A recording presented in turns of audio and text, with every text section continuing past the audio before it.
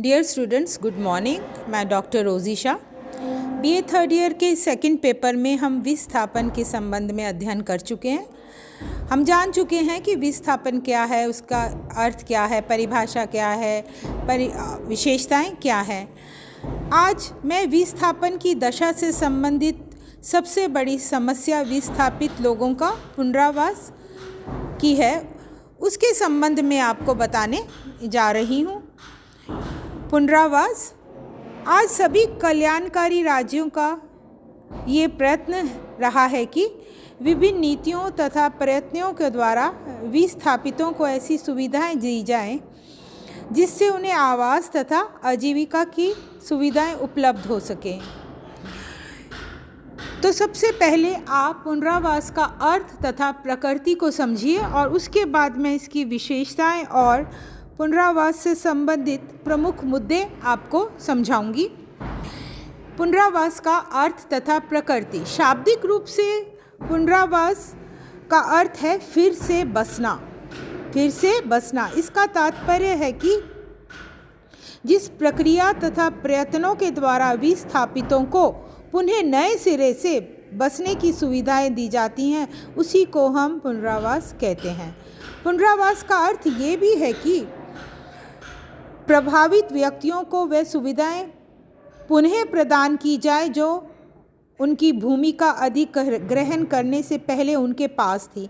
वास्तव में पूर्व की स्थिति एक जटिल दशा है जिसमें आजीविका के साधन, आवास तथा आर्थिक स्तर के अतिरिक्त व्यक्ति के उन सामाजिक अधिकारों, परिस्थिति और सम्मान का भी समावेश होता है जिसका उपयोग व्यक्ति विस्थापन से पहले करते रहे हैं।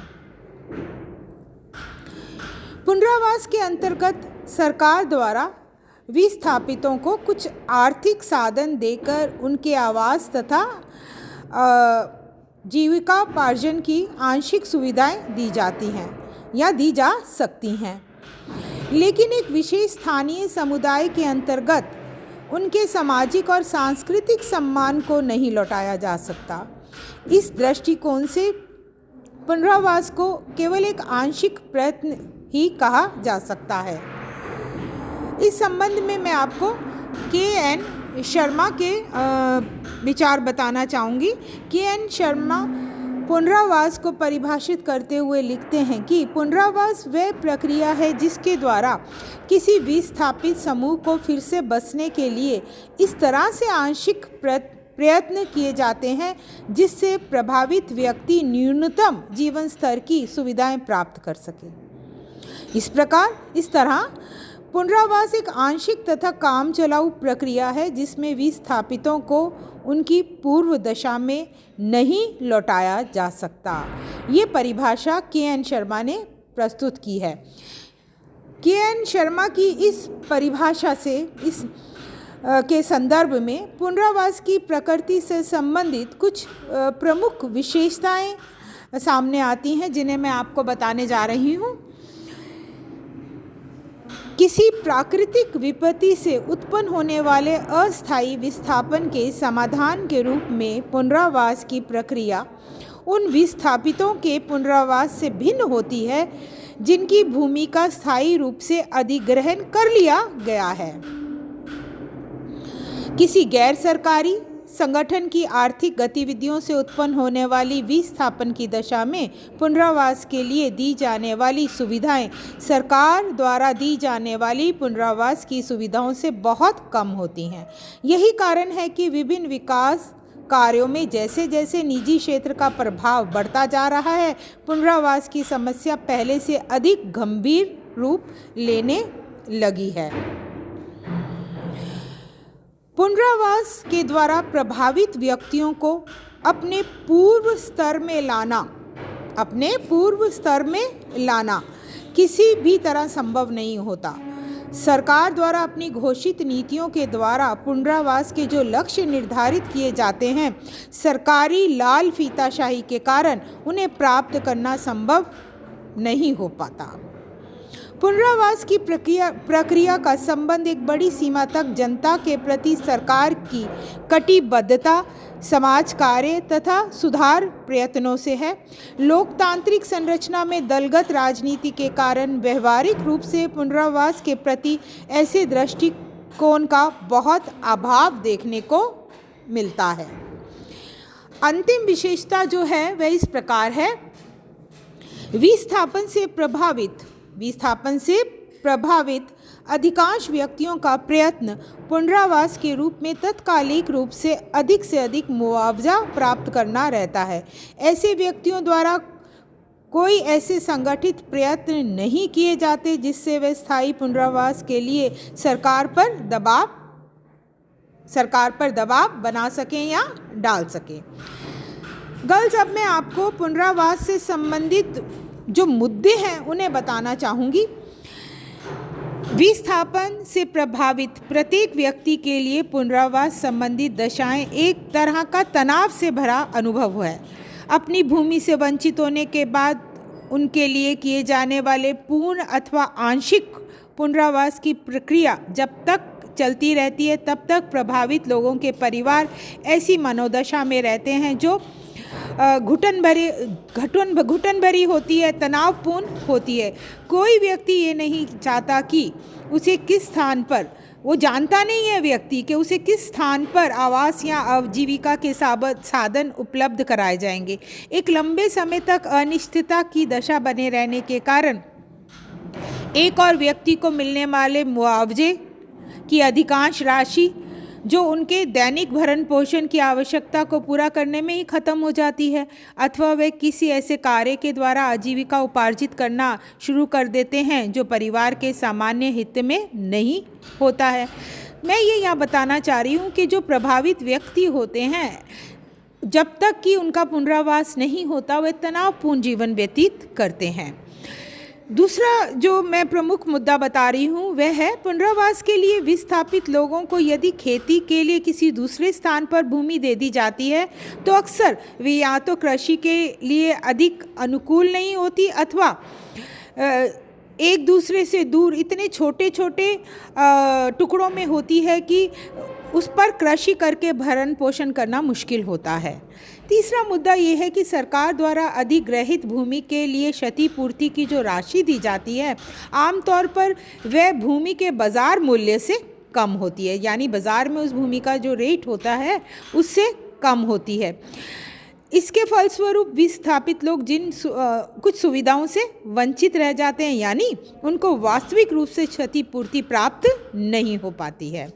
चौथा मुद्दा ये है कि यदि विस्थापन का कारण किसी क्षेत्र में उद्योगों की स्थापना करना या सार्वजनिक निर्माण कार्य करना होता है तो पुनरावास का सबसे अच्छा तरीका निर्माण कार्य अथवा स्थापित उद्योग में उस क्षेत्र के विस्थापित लोगों को रोजगार देना हो सकता है।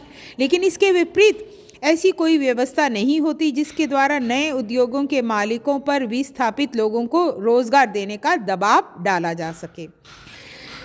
पांचवा, विस्थापित लोग एक विशेष गांव या क्षेत्र की जिन विभिन्न सामुदायिक संपत्तियों के उपयोग से वंचित होते हैं, ऐसी सामुदायिक संपत्तियों से संबंधित सुविधाओं का पुनरावास संबंधी प्रवासों में कोई प्रावधान या सुविधा नहीं होती, यानी जिन सामुदायिक संपत्तियों का उपभोग वह लोग जो कि जिनकी क्या पुनरावास किया गया है उपभोग करते आ रहे हैं, ऐसी सामुदायिक संपत्तियां उन्हें दोबारा सुविधा में नहीं मिलती हैं, यानी उन्हें वह काम लेने में के लिए उन्हें वह सामुदायिक संपत्तियां प्राप्त नहीं होती हैं।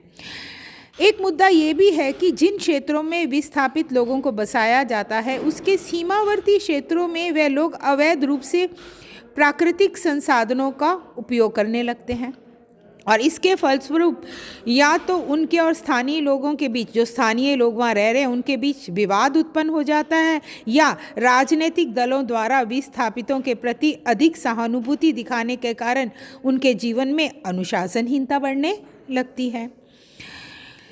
एक मुद्दा बहुत ही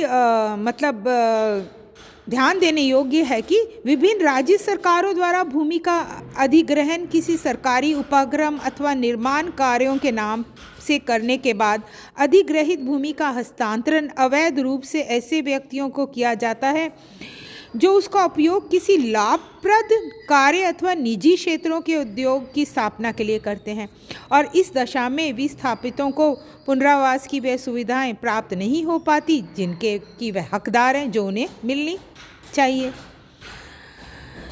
पुनरावास से संबंधित एक महत्वपूर्ण मुद्दा ये भी है कि मुद्दा या समस्या ये भी है कि एक और पुनरावास की सुविधाएं राज्य सरकारों द्वारा लागू कानूनों के अंतर्गत देने का प्रावधान है, तो दूसरी ओर विभिन्न राज्यों के कानूनों के मानदंडों में बहुत भिन्नता देखने को मिलती है। सभी राज्य सरकारों का समान रूप से निष्पक्ष ईमानदार होना भी आवश्यक ज़रूरी नहीं होता है। ये दशा भी पुनरावास की प्रक्रिया को बहुत ही दोषपूर्ण बना देती है। ऐसे उदाहरणों की भी कमी नहीं है जब एक विशेष क्षेत्र से विस्थापित होने वाले व्यक्तियों को एक लंबे समय बाद भी खेती तथा आवास के लिए समुचित भूमि प्रदान नहीं की जा सकी है। मध्य प्रदेश, झारखंड, छत्तीसगढ़ के जिन क्षेत्रों में जनजातीय जनसंख्या बहुत अधिक है, वहाँ खनिज पदार्थों की बहुलता है के कारण वहाँ पर उद्योगों की स्थापना हुई और बड़े बड़े क्षेत्रों का अधिग्रहण कर लिया गया, और अधिग्रहण करने के बाद भी जनजातियों को बेसहारा छोड़ दिया गया। जनजातियों में सामाजिक संगठन तथा राजनीतिक चेतना की कमी होने के कारण वे संगठित रूप से कोई विरोध भी नहीं कर सके, और इसका सर्वोत्तम उदाहरण 2013 में ग्वालियर से दिल्ली की ओर पैदल मार्च करने वाले वे लगभग 5000 आदिवासियों का है, जिनके पुनरावास के लिए पिछले 10 वर्षों से कोई प्रयत्न नहीं किए गए। ये सभी दशाएं और समस्याएं स्पष्ट करती हैं कि वर्तमान दशाओं में पुनरावास एक जटिल प्रक्रिया है। अब अपनी नेक्स्ट क्लास में गर्ल्स मैं आपको भारत में पुनरावास संबंधी जो प्रयत्न हैं उन्हें बताऊंगी, और विस्थापन तथा पुनरावास संबंधी सुझाव भी आपको बताने जा रही हूँ। धन्यवाद।